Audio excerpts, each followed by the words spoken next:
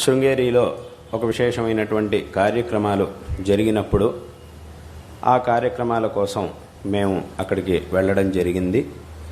అక్కడికి వెళ్ళినప్పుడు వారి యొక్క దర్శనాన్ని ఎలాగైతే మీ అందరూ కూడా ఇప్పుడు భక్తులందరూ కూడా ఎలాగైతే గురువుగారు వస్తున్నారు, మా సన్నిధానం వారు వస్తున్నారు అంటే భక్తులందరూ కూడా ఒక పక్కన నిలబడి ఎలాగైతే దర్శనం చేసుకుంటారో, అందరూ కూడా ఎలాగైతే వరుసలో వచ్చి దర్శనం చేసుకుంటారో అదేవిధంగా నేను కూడా అలాగే వారి యొక్క దర్శనం చేసుకున్నాను.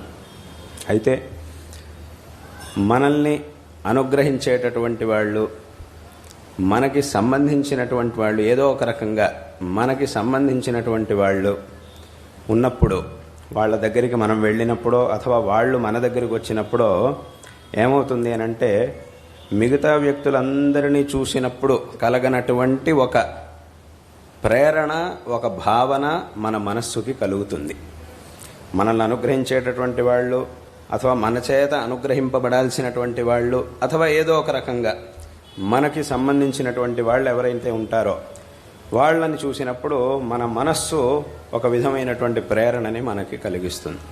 కాబట్టి అదేవిధంగా మా గురువుల్ని చూసినప్పుడు మా మనస్సులో కలిగినటువంటి ఒక ప్రేరణ ఏమిటి అనంటే, వేరే ఎక్కడికో వెళ్ళడం కాదు, నన్ను నేను తెలుసుకోవాలి, నన్ను నేను కలుసుకోవాలి అనంటే దానికి కావలసినటువంటి సరైన మార్గాన్ని చూపించేటటువంటి వారు వీరు అనేటటువంటి ఆ ప్రేరణ వారిని చూసినప్పుడు నాకు కలిగింది.